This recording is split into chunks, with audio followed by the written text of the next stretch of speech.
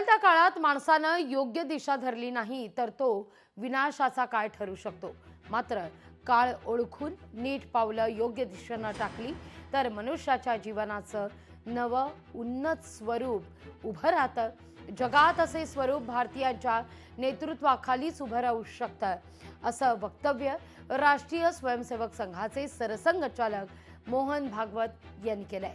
नागपूरमधल्या दीनदयाळ नगरातील पांडुरंगेश्वर शिव मंदिरात श्रावण मासानिमित्तानं त्यांच्या हस्ते अभिषेक आणि पूजा पार पडली, त्यावेळी ते बोलत होते। जगामध्ये काहीतरी परिवर्तन येत आहे, काळ बदलत चाललेला आहे आणि या बदलत्या काळामध्ये माणसांनी आपली पावलं अचूक टाकून योग्य दिशा धरली नाही तर मग हा विनाशाचा काळ होईल। पण काळ ओळखून मनुष्यानी नीट दिशेने पावलं टाकली तर यातून मनुष्याच्या जीवनाचं एक नवीन उन्नत स्वरूप उभं राहील।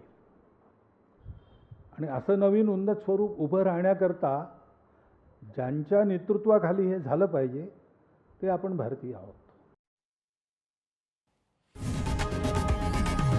लोकशाही मराठी ऐका, पहा, जागरूक रहा।